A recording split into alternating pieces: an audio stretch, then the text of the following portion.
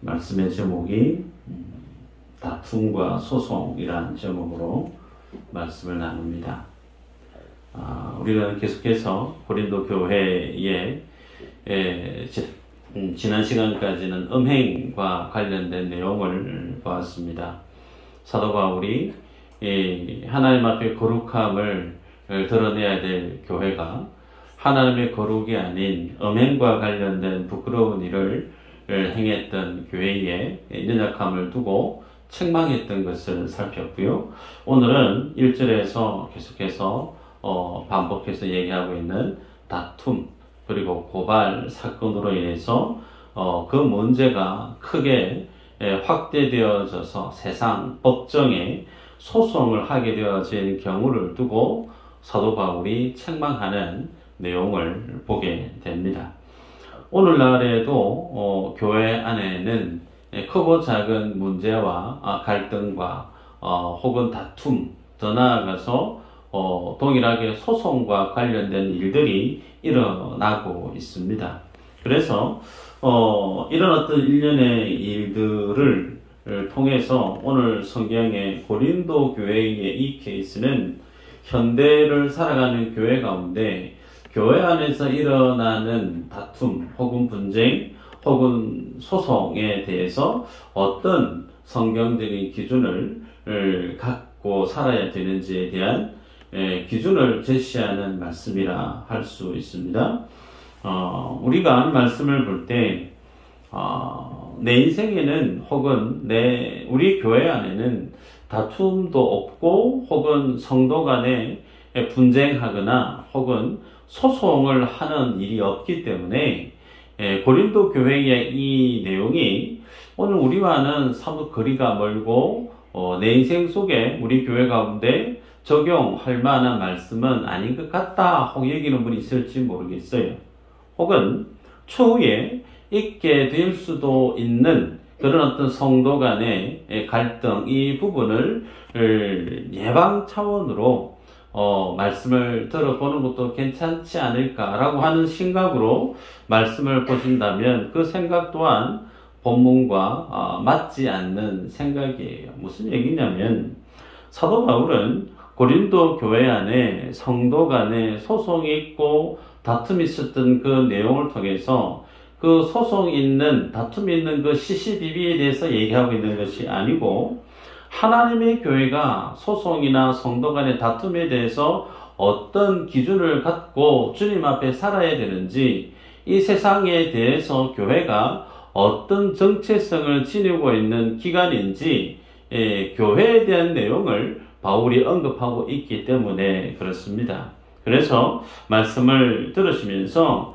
하나님 앞에서 나의 모습, 하나님 앞에서 우리 교회의 모습을 돌아보고 우리 교회가 하나님 앞에 지향해 가야 될 하나님이 인정하시는 건강한 교회의 모습이 어떤 것인지를 알아가는 계기가 되기를 바랍니다. 오늘 이 문제를 소송과 관련된 조금은 무거운 이 주제를 다루기에 앞서 한 가지 말씀을 먼저 나누고 짚고 넘어갈 필요가 있다 싶습니다. 그게 뭐냐면 교회라고 하는 이 기관이 세상에 대해서는 어떤 상징적인 의미가 있는가에 대한 질문이에요. 다시 말씀합니다.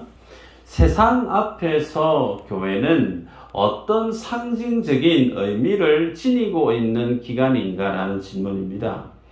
여러분, 교회는 동호회나 혹은 같은 공통 관심사를 가지고 종교 생활을 하는 취미 활동을 하는 곳이 아니에요. 교회는 여러분이 아시는 것처럼 우리가 이제 내일부터 고난주간 특별 새벽 기도회를 가지게 될 텐데 이 교회는 창조주 되신 예수님이 이 땅에 성육신 하시고 성육신 하신 것도 이 세상이 그 하나님의 은혜를 담아내기 버거울 정도인데 성육신 하신 예수님이 자신의 피와 살을 찢으시고 십자가에서 죽으신다는 거죠. 그렇게 죽으신 이유가 죄와 허물로 죽었던 인생들을 하나님의 생명으로 다시금 살리기 위한 대속적 죽음이 필요했기 때문에 나 때문에 예수님이 십자가를 지시고 죽으셨다는 거예요. 그렇게 죽으셨던 주님이 3일 만에 다시금 부활하시고 나서 만드신 기관이 바로 교회라는 거예요. 어찌 보면 교회를 만들기 위해서 하나님 되신 예수님이 이 땅에 성육신 하셨을 뿐만 아니라 교회를 만들기 위해서 주님이 그 모든 십자가의 고난의 그 모든 과정들을 감내하셨다라고 해도 틀린 말은 아닙니다. 그래서 오늘날 이 교회는 예수님의 몸된 교회라 성경은 그렇게 우리에게 제시하고 있습니다. 그래서 이 교회는 동호회나 같은 공통 관심사를 가지고 모임을 갖는 그런 어떤 취미 활동하는 기관이 아니란 말이에요. 하나님이 생명의 값으로 주고 새롭게 재창조해낸 하나님의 생명 기관이 교회라는 거죠. 그 교회 가운데 주님이 주신 말씀이 있죠. 예수님이 다시 이 땅에 오신다 말씀하셨어요. 재림하신다 말씀하셨어요.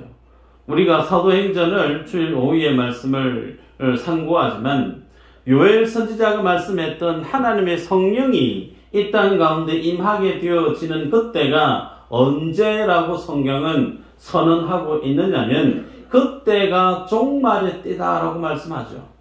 하나님의 성령이 부어지고 그 성령이 부어진 결과로 이 땅 가운데 하나님의 교회가 세워진 그것은 무엇에 대한 상징을 보여주고 있느냐면 이 세상의 역사가 종말이 가까웠음을 보여주고 있는 의미라는 겁니다. 그러기에 교회가 세상에 대해서 가지고 있는 특별한 상징적인 그 의미는 이 세상의 역사가 이 세상이 종말을 향해 나아가고 있다라고 하는 사실을 보여주는 이정표 기능을 지닌 기관이 교회라는 거죠.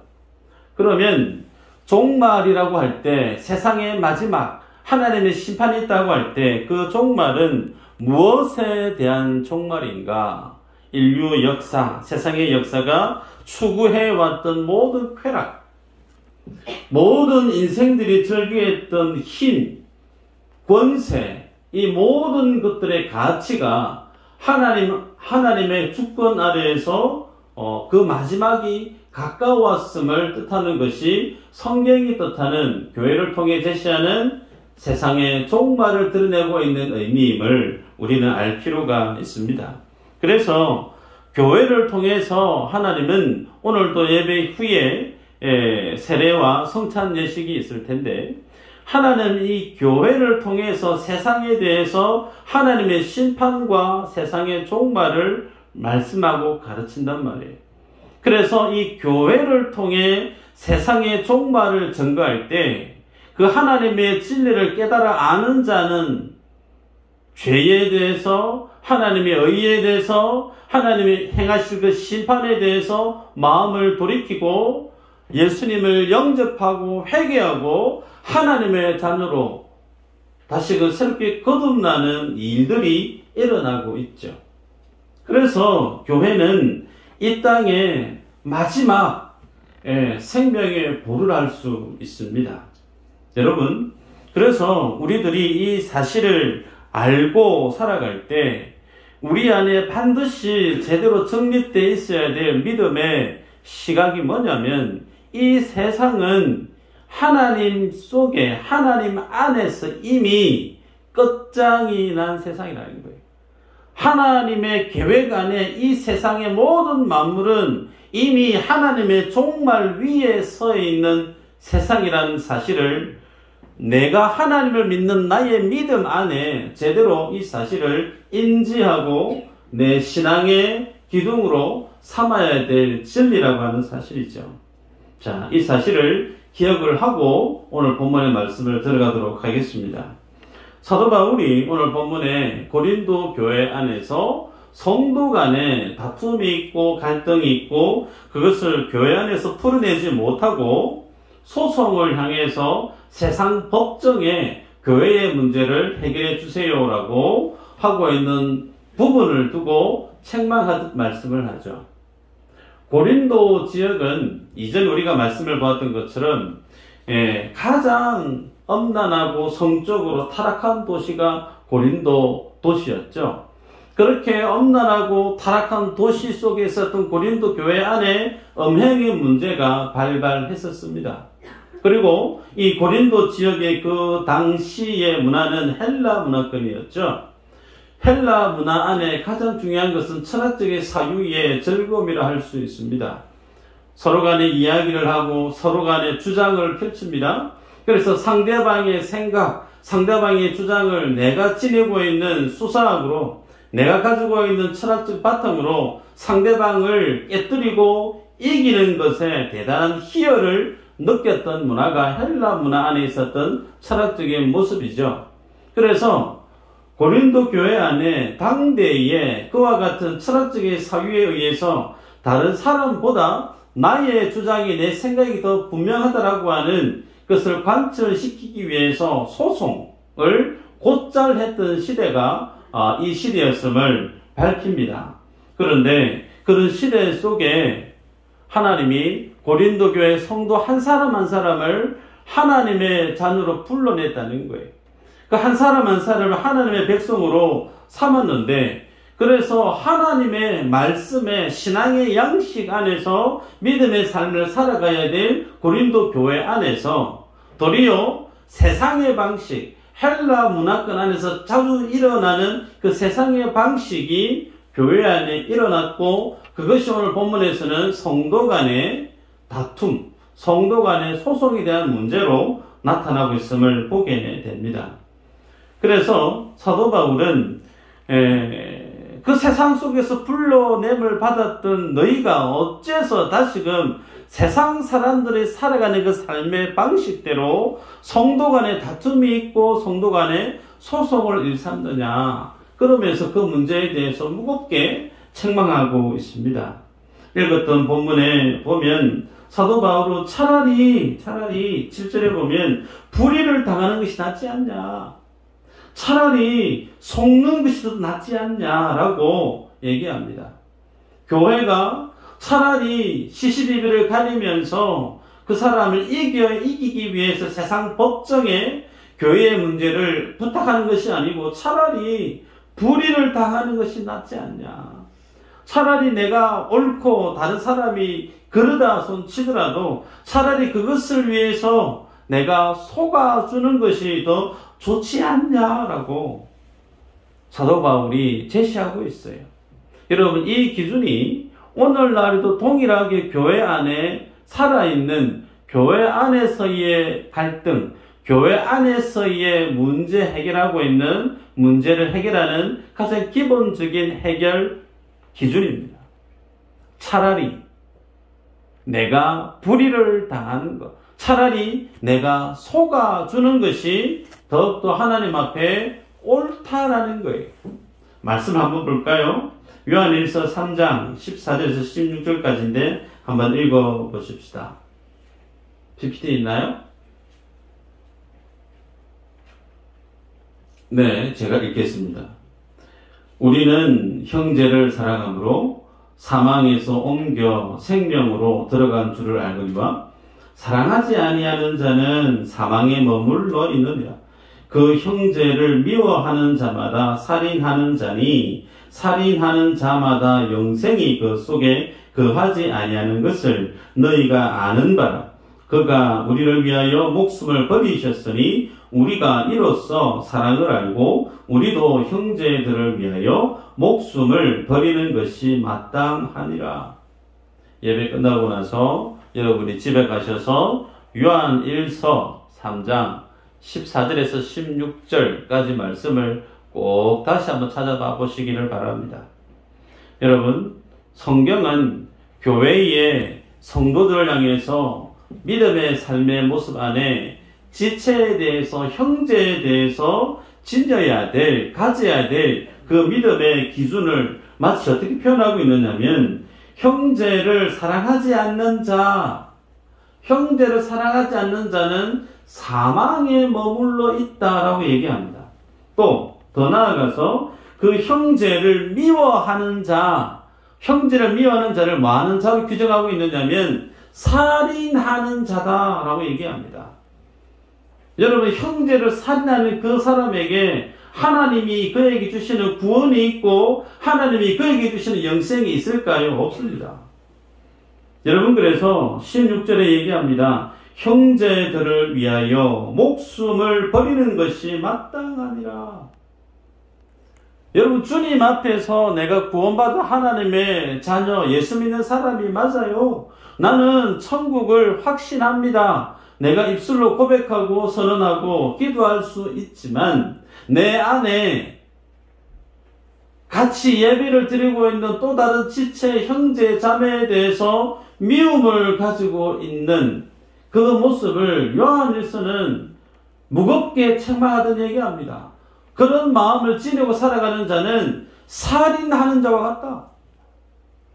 형제를 살인하는 그 미움을 지니고 살아가는 그 사람에게는 하나님의 영생이 거의 없다라고 무겁게 도전합니다. 여러분, 그래서 성도는 교회 안에 예수를 주라 고백하고 함께 예배하는 믿음의 지체에 대해서, 형제는 또 다른 형제에 대해서 어디까지 그 믿음의 모습이 하나님 우리에게 요구하느냐면 마땅히 형제들을 위해서 자기의 목숨을 버리는 거, 그게 옳다라고 얘기해요.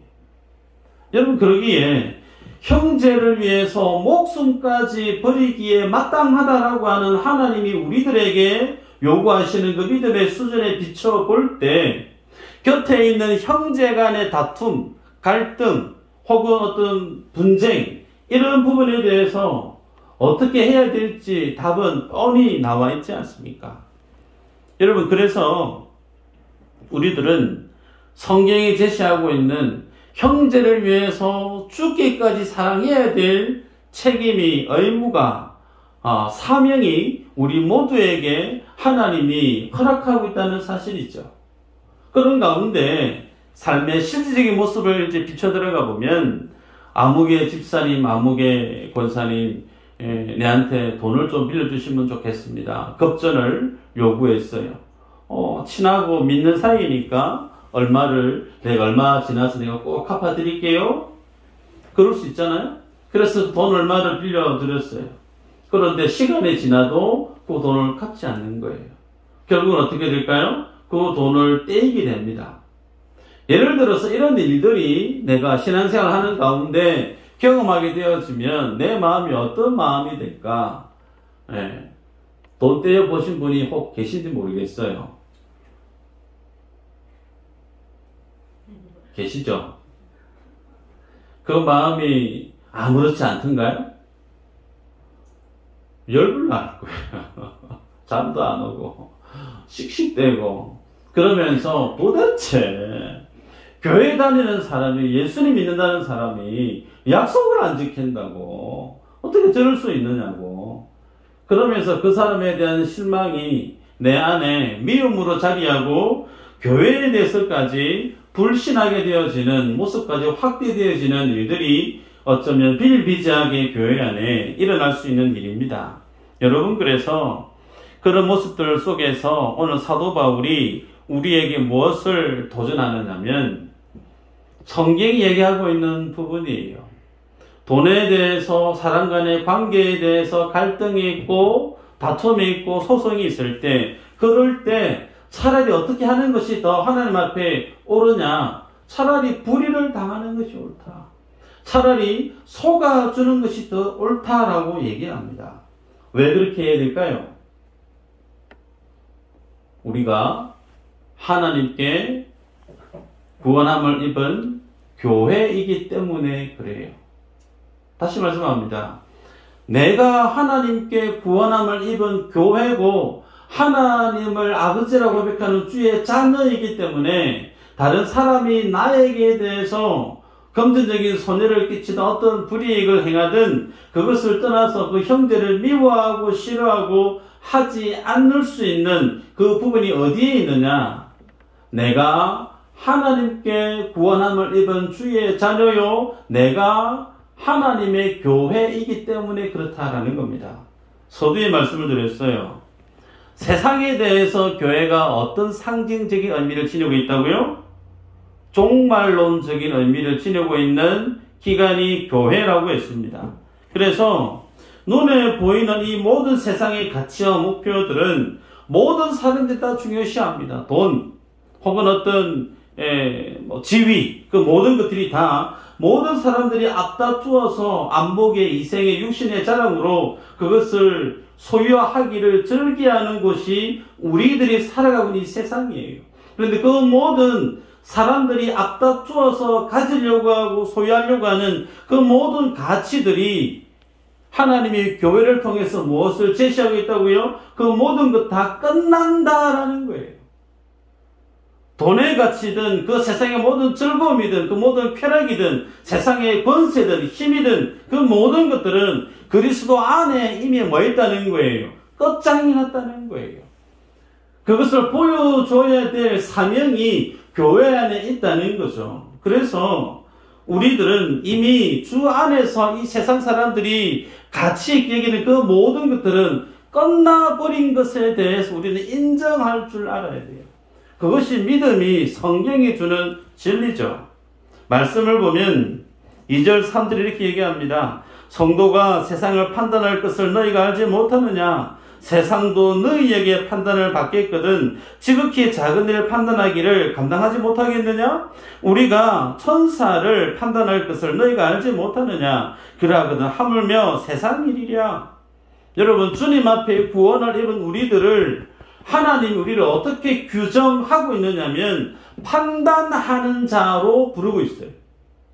앞뒤 좌우에 있는 성도님들을 주님이 어떻게 규정하고 있느냐면 판단하는 심판자로 주님 우리를 불렀는데 어떤 부분에 대해서 판단해야 되느냐? 세상에 대한 심판을 하는 자가 우리라는 거예요.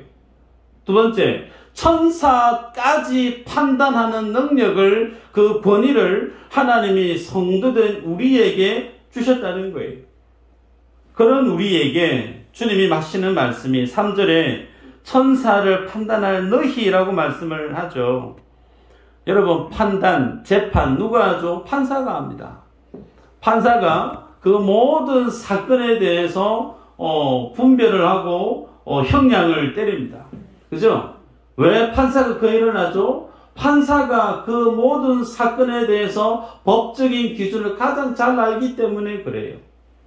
그런데 하나님이 성도를 그런 위치에 세상에 대해서 판단하는 자로, 천사들에까지 주님이 판단하는 자로 세웠다라고 말씀합니다. 성경에 베드로전서 1장 12절인데요. 제가 읽어드리면 이 섬긴 바가 자기를 위한 것이 아니요 너희를 위한 것임이 계시로 알게 되었으니 이것은 하늘로부터 보내신 성령을 힘입어 복음을 전하는 자들로 이제 너희에게 알린 것이요 천사들도 살펴보기를 원하는 것이니라. 에베소서 3장에서는요 9절 11절에 영원부터 만물을 창조하신 하나님 속에 감추어졌던 비밀의 경륜이 어떠한 것을 드러내게 하려 하심이라. 이는 이제 교회로 말미암아 하늘에 있는 통치자들과 권세들에게 하나님의 각종 지혜를 알게 하려 하심이니 곧 영원부터 우리 주 예수 그리스도 예수 안에서 예정하신 뜻대로 하신 것이라. 말씀이 좀 어렵게 얘기할 수 있는데 무슨 얘기냐면 하나님은 예수 그리스도를 통해서 이 땅에 보내셔서 교회를 만드시고 그 교회의 머리 되신 분을 예수님으로 주님이 선택하셨고 그 예수님의 머리로 함께 붙어있는 각 지체로 하나님 우리 모두를 불렀다라는 거예요. 그래서 예수님이 이 세상을 마지막에 심판하시는 심판주신데 심판주 되신 예수님 홀로 이 세상을 심판하는 것이 아니고 예수님의 몸에 같이 연합되어져 있는 지체로 붙어있는 교회를 통해서 같이 뭐한다는 거예요? 세상을 심판하신다는 거죠. 그런데 이 세상을 심판하는 그 하나님의 비밀이 심지어는 천사들조차도 몰랐다라는 거예요. 그래서 천사들조차도 좀 알고 싶어서 막 기웃기웃하는 그런 어떤 위치에 있는 세상을 심판하는 높디 높은 하나님의 권위를 교회 가운데 주님이 허락했다라는 거죠. 그런데 그렇게 세상을 심판해야 될 교회가 자신의 문제를 세상에 대해서 다시금 소송을 맡긴 그 행위는 어느 정도로 하나님의 은혜를 가볍게 여기느냐, 어느 정도로 하나님이 피로 값주고 산 교회의 그 중한 가치를, 그 거룩함을, 사명을 가볍게 여기느냐에 대한 부분을 두고 바울이 무겁게 책망하고 있는 거죠. 여러분, 그래서 우리들의 신분이 어떠한가를 아셔야 됩니다. 주님 앞에 예배하고 있는 성도된 나는 주님 앞에 서서 이 세상을 심판해야 될 위치에 주님이 나를 세웠다라고 하는 이 무거운 하나님의 권위를 짊어지고 있는 자가 성도요, 교회라는 거예요. 그래서 만약에 내일이 세상의 종말이다라고 하면 오늘 성도 간에 금전 문제가 있고 혹은 다툼이나 소송이 있을 때 차라리 뭐 하란 말이죠? 손해보라는 거예요. 그 시시비비 가리면서 서로에게 하나님의 덕을 가진 자가 되지 말고 이미 다 끝나버린 것에 대해서 거기에 미련을 두지 말라는 거죠. 우리가 앞서 말씀을 보았습니다. 소돔 고모라 땅 불타버릴 때 그 롯의 와이프는 뒤돌아보다가 뭐가 됐죠? 소금이 됐어요.